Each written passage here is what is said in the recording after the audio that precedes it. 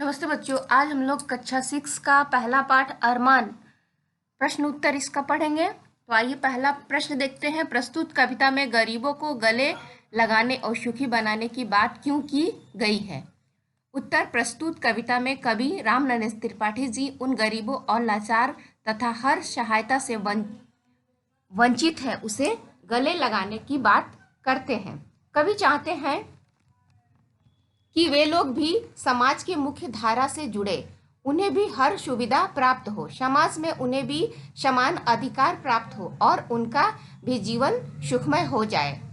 दूसरा प्रश्न है, इस कविता में हारे हुए व्यक्ति के लिए क्या कहा गया है? उत्तर है, इस कविता में हारे हुए व्यक्ति के लिए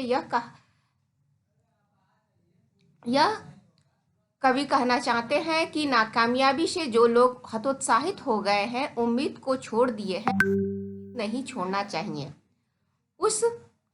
उसे नाकामयाबी को अपने मेहनत के बल पर कामयाबी में बदलने का हर कोशिश करना चाहिए।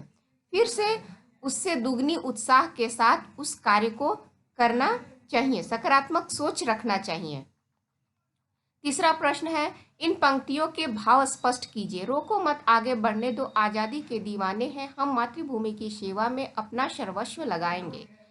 उत्तर। इन पंक्तियों के माध्यम से कवि कहना चाहते हैं कि हमें हमारी मातृभूमि आज़ादी सबसे प्यारी है, इसे कोई आंख नहीं दिखा सकता है।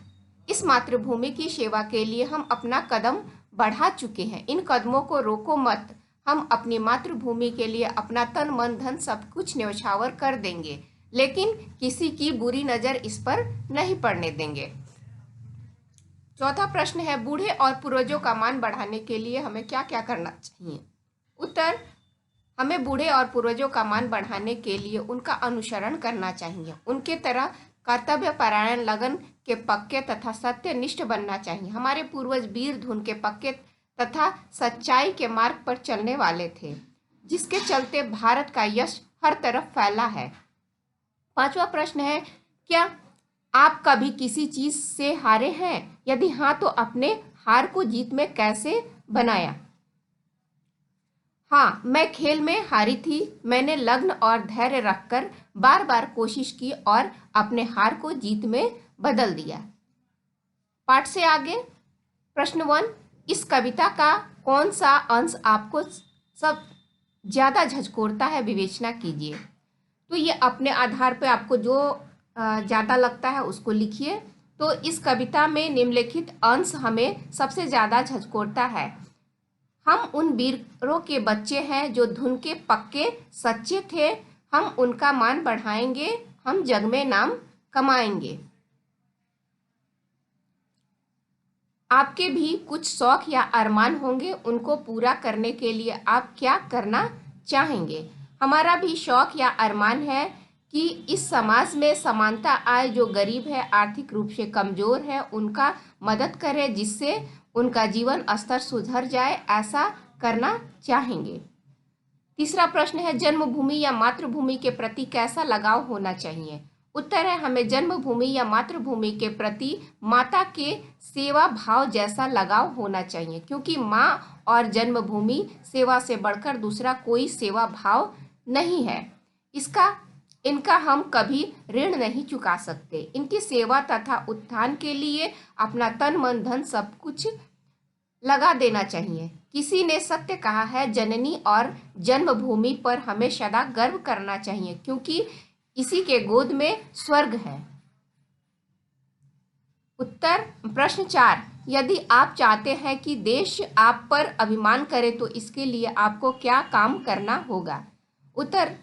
देश हम पर अभिमान करे, इसके लिए हमें निम्नलिखित कार्य को करना होगा। गरीबों की सहायता करनी होगी, मातृभूमि की सेवा करना होगा, बूढ़े बुजुर्गों का अनुसरण करना होगा, कर्तव्यनिष्ठ होकर काम करना होगा, हतोत्साहित लोगों को उत्साह बढ़ाना होगा, सभी के से एक समान व्यवहार करना होगा।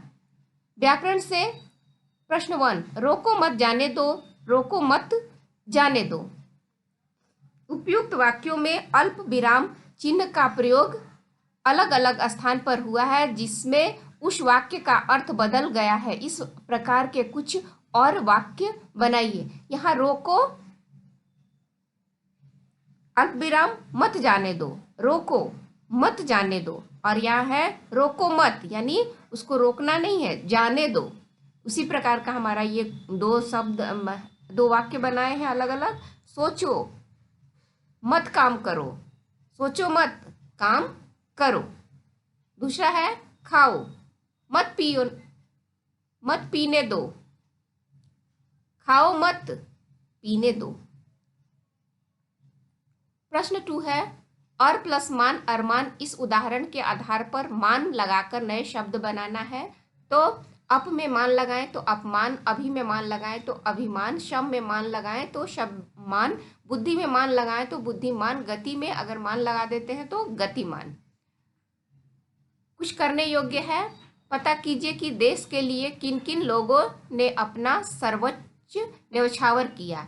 तो बहुत सारे लोगों ने अपने देश के लिए अपना सर्वस्व न्यौछावर किया है। कुछ लोगों का मैंने नाम दिया हुआ है, जैसे महात्मा गांधी, जयप्रकाश नारायण, भगत सिंह, सुभाष चंद्र बोस, चंद्रशेखर आजाद, राजगुरु। धन्यवाद।